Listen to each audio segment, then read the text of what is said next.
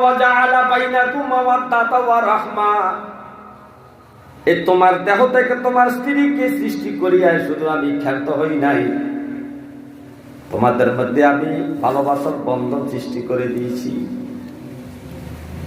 এমন ভালোবাসা সৃষ্টি করে দিয়েছি, স্বামীর জন্য স্ত্রী মরতে রাজি হয়, স্ত্রীর জন্য স্বামীও মরতে রাজি হয়। এমন হাজারো ঘটনা আছে, স্বামী স্ত্রী একসাথে পানিতে ডুবে মরেছে, কেউ কাউকে ছেড়ে যায় নাই।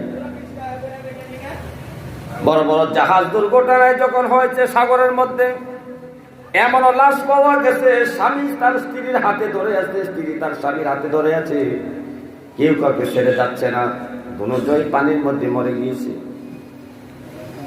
শুধু তাই নয়, এমন হাজার ঘটনা আছে, স্বামী দুইটা কিডনি নষ্ট হয়ে গেছে, স্ত্রী বলছে আমার একটা কিডনি হলে চলবে, আমার স্বামী যদি দুনিয়া থেকে চলে যায় আমার তো কোনো দাম নাই, আমার একটা কিডনি আমার স্বামীকে ভালোবেসে আমি দিয়ে দিলাম, আমি একটা কিডনি নিয়ে দুনিয়াতে বাঁচতে চাই, তারপর আমার একটা কিডনি নিয়ে আমার স্বামী দুনিয়াতে বাঁচুন।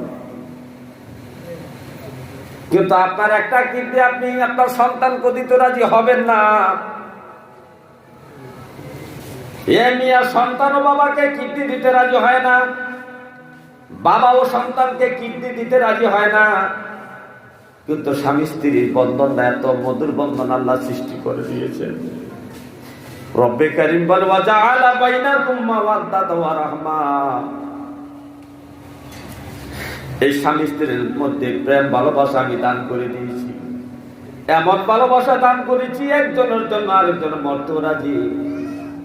কিন্তু ছেলের জন্য কিডনি দিতে মায়ও রাজি না, বাবাও রাজি না। মায়ের জন্য বাবার জন্য কিডনি দিতে মেয়েও রাজি না, ছেলেও রাজি না। কিন্তু আল্লাহ স্বামী স্ত্রীর মধ্যে এমন মহাব্বত পয়দা করেছেন, বাবা ছেলের সম্পর্কের চেয়েও মা মেয়ের ভালোবাসার চেয়েও হাজার গুণের ভালোবাসা, বেশি ভালোবাসা সৃষ্টি করে দিয়েছেন স্বামী স্ত্রীর মধ্যে। এটা আল্লাহ নিজে বলতেছেন, ওয়াজআলা বাইনাকুম মাওয়াদ্দাতা ওয়া রাহমা, এই স্বামী স্ত্রীর মধ্যে আমি আল্লাহ ভালোবাসা প্রেম প্রীতি সৃষ্টি করে দিয়েছি, একজনের জন্য আরেকজন মরতে রাজি হয়। রব্বে কারীম বলতেছে ইন্না ফি যালিকা লায়াতিন লিকাওমিন ইয়াতাফাক্কারুন, এই যে তোমার দেহ থেকে তোমার স্ত্রীকে আমি আলাদা করেছি এবং তোমার শান্তির জন্য তৃপ্তির জন্য তোমার স্ত্রীকে তোমার মধ্য থেকে আমি সৃষ্টি করেছি, তোমার